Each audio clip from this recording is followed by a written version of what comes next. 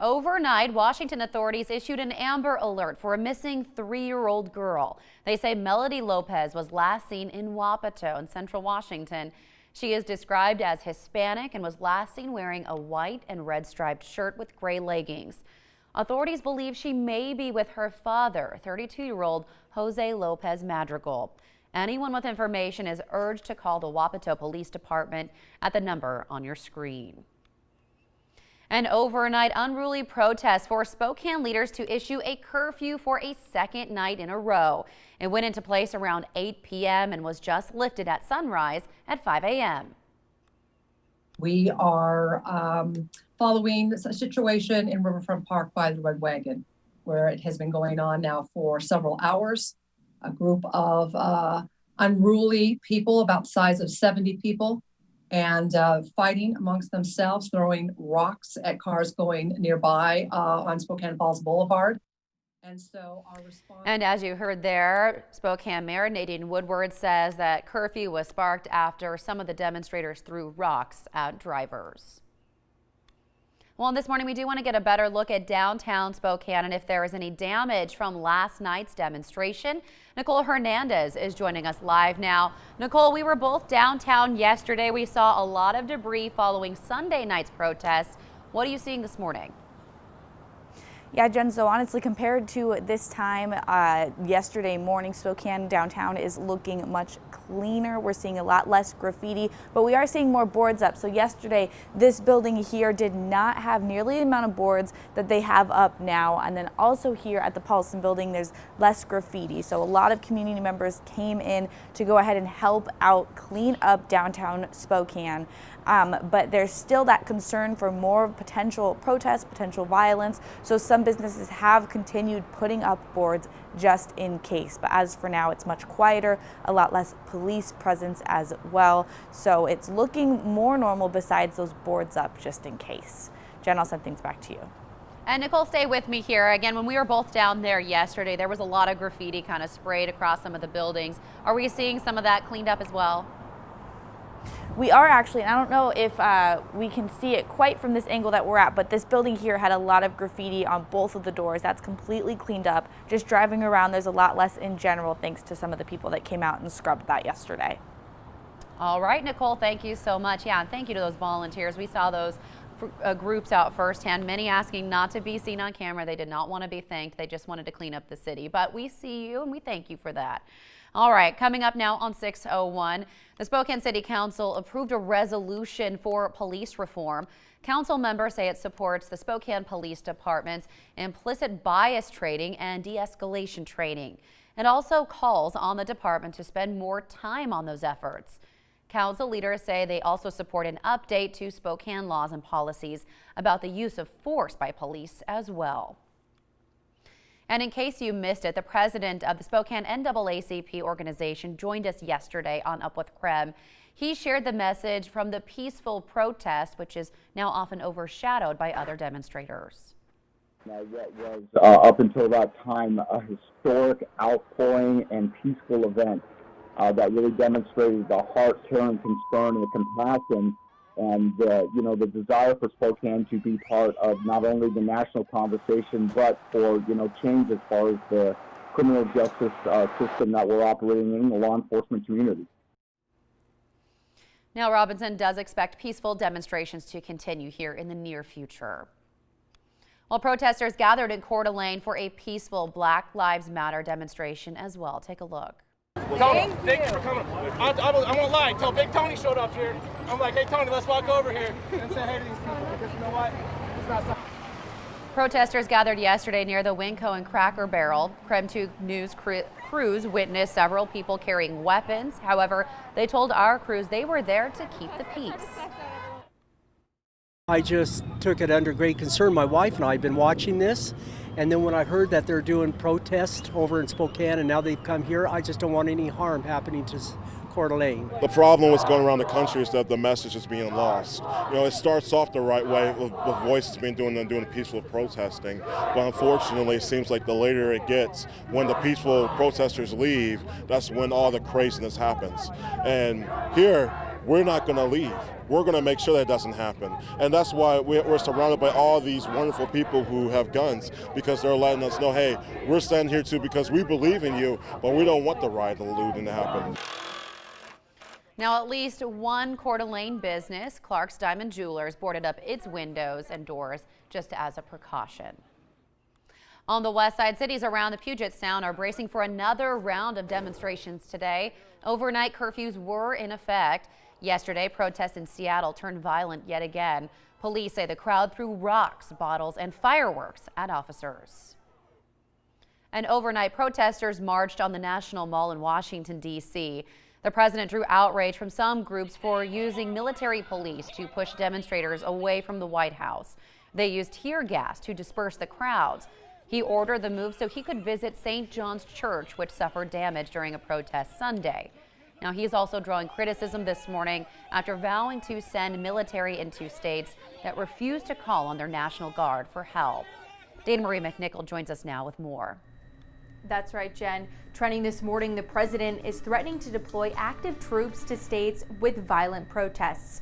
We want to know if you agree with him. Head to the KREM 2 app to vote now in our live poll. Right now, 63% of you are saying yes. Now, following the president's announcement, 200 military police soldiers from Fort Bragg were moved to the D.C. area and are ready to enter the city if needed. Today, I have strongly recommended to every governor to deploy the National Guard in sufficient numbers that we dominate the streets. If a city or state refuses to take the actions that are necessary to defend the life and property of their residents, then I will deploy the United States military and quickly solve the problem for them. City and state leaders across the country have called the threat unconstitutional. There are actually laws preventing the president from using military force on citizens, like martial law. There's also the Civil War era Posse Comitatus Act. It prohibits military from acting as law enforcement. Now, they can't make arrests, search people, or seize property. However, there is a loophole. In extreme cases, the president can invoke the Insurrection Act.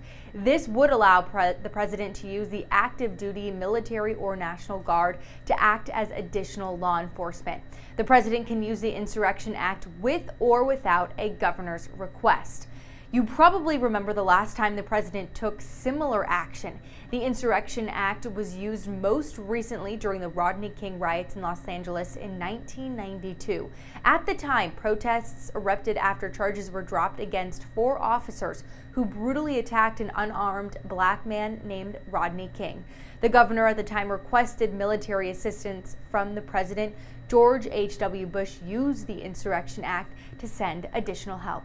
Now, almost 3 decades later, the president is interested in taking similar action. So this morning, we want you to weigh in.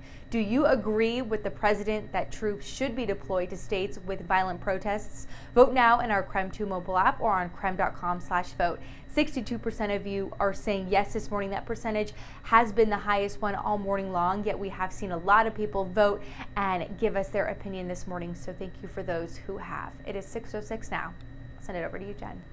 All right, Dana Marie, thank you so much. You can continue weighing in this morning on krem.com/vote and again on the KREM 2 mobile app. Well, a memorial is growing this morning in Minneapolis at the site where George Floyd died in police custody. Our sister station spoke with his family members about his legacy. Terrence Floyd took a knee where his brother died. And then there was silence for several minutes. Surrounded by those who have spent the last 6 days coming to this sacred space to pay their respects to George Floyd. Thank you for the love. Thank you for the flowers. Thank you for the memorials. Thank you. Terrence spoke to the crowd. Now, before I go, pleading with demonstrators to stop looting and destroying. So if I'm not over here wilding out, if I'm not over here blowing up stuff, if I'm not over here messing up my community, then what are y'all doing? What are y'all doing?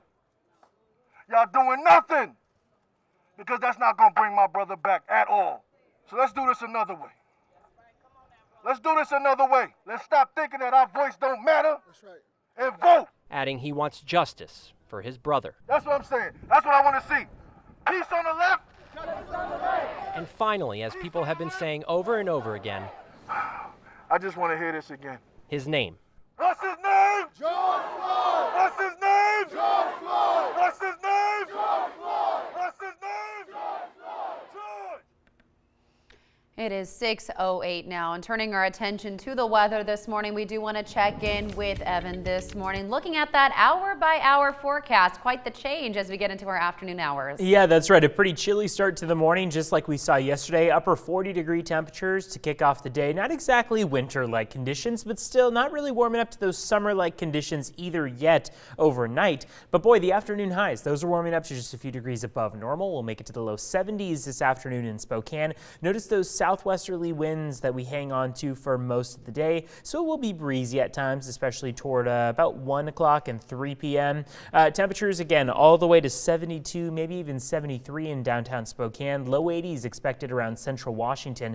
And boy, take a look outside. 49 degrees north. Looks like this morning. Beautiful, just greenery all around. A little bit of snow still under those chairlifts there that has yet to melt, and the sun just shining through. So beautiful start to the morning, and this is what most of us have woken up to, especially as you look out from that summit there where you can see just all across the horizon. Wind gusts over the next 12 hours are going to increase into the low 20-mile-per-hour range. That'll happen just past about 7 p.m. today, so we'll be breezy at times, but nothing really dangerous to encounter. It looks like it will just involve light breeze throughout the day. So temperatures in the upper 70s, a little bit of light breeze, mostly sunny skies. That trend continues all the way through the rest of your work week. It's not until about Friday night into Saturday that we do encounter some changes, and we'll talk about what those changes look like in just a bit. Jen, I'll send things back over to you. Just in time for the weekend, Evan. I know, it seems like clockwork, right? Every time we run into that dry weather, it's summer-like, it's warm, and then just Friday into Saturday, Saturday into Sunday, all that wet weather comes back around, right? Yeah, you're going to have some explaining to do, okay? Because, I'll do my best. Yeah, it's getting close to summertime. We still had a few weeks until it's officially summer, but we're all hoping and crossing our fingers for some warm weather. That's right, but we do have to say that sometimes that wet weather is what holds the key to a less intense wildfire season. We just, I think, would hope that it could come on like a Wednesday, right? Yeah, and you know what? It's 2020. I feel like we've paid our dues so far. That's we right. could have a calm wildfire season. I think people would be on board with that. Agreed, definitely. All right, Evan, thank you. Coming up now at 6:11. While keeping the facts clear is not always easy with all the protests across the nation, especially with the viral claims and rumors on social media. After the break, we'll have our Verify team break down some viral spreading of disinformation.